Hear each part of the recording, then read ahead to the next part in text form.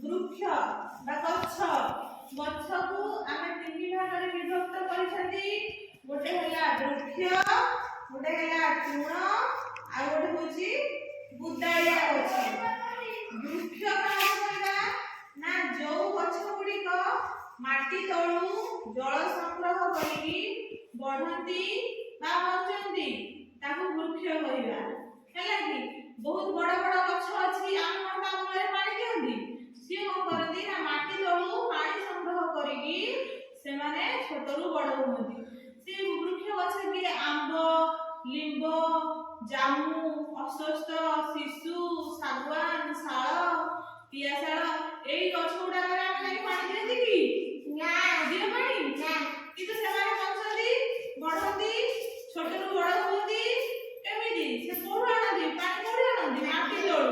ତେଣୁ ଯୋଉ ଗଛ ଗୁଡ଼ିକ ମାଟି ତଳୁ ଜଳ ସଂଗ୍ରହ କରିକି ବଞ୍ଚନ୍ତି ବା ବଢନ୍ତି ତାକୁ ଆମେ ବୃକ୍ଷ ବୋଲି କହିବା।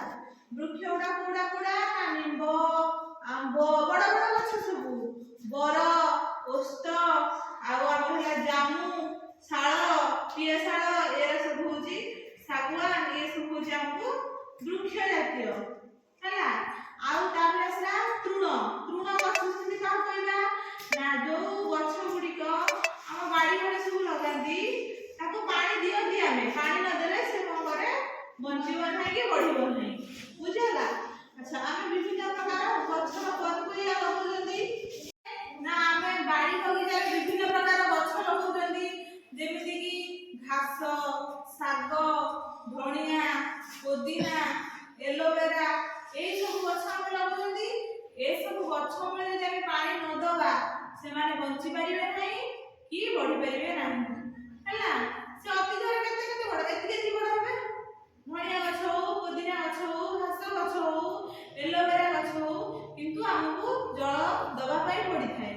ବୃକ୍ଷରେ ଆମେ ଦିଅନ୍ତି ଜଳ ଦିଅନ୍ତି ନାହିଁ, ବଡ଼ ବଡ଼ ଗଛରେ ପାଣି ଦିଅନ୍ତି ଦିଅନ୍ତି ନାହିଁ, ସେ ମାଟି ତଳୁ ଜଳ ସଂଗ୍ରହ କରନ୍ତି। କିନ୍ତୁ ତୃଣ ମାନଙ୍କୁ ଆମେ ଯଦି ପାଣି ନ ଦବା ତାହେଲେ ସେମାନେ କଣ କରିବେ ମରିଯିବେ ଆଉ ଛୋଟରୁ ବଡ଼ ହେଇପାରିବେ ନାହିଁ।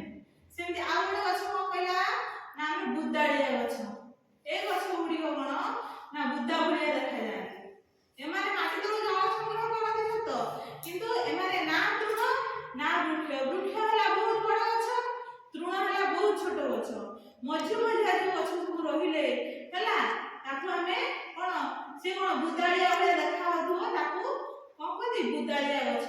କି ସେ କୋଉ କୋଉ ଗଛ ନା ଗୋଲାପ ଗଛ, ଟଗର ଗଛ, ମନ୍ଦାର ଗଛ, ଗେଣ୍ଡୁ ହେଲା ଡାଳିମ୍ବ ଇଏ ସବୁ ବୁଦାଳିଆ। ଏମାନେ ବଡ଼ ହୁଅନ୍ତି କି? ବହୁତ ବଡ଼ ହୁଅନ୍ତି କି? ହୁଅନ୍ତି ନାହିଁ।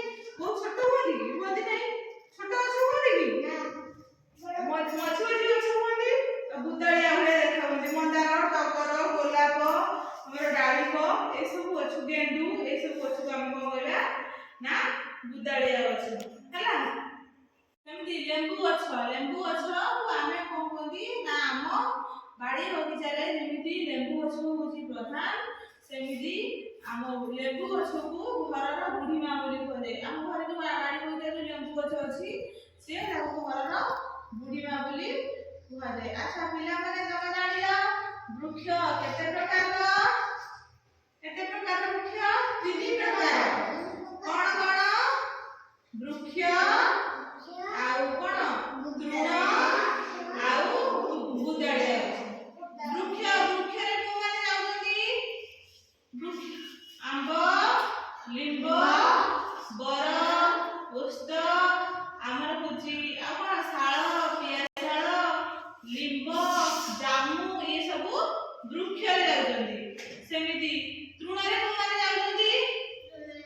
ଘାସ, ଧଣିଆ, ପୋଦିନା ହେଲା ଏଲୋଭେରା ଏ ସବୁ ଆମର ପିଆଜ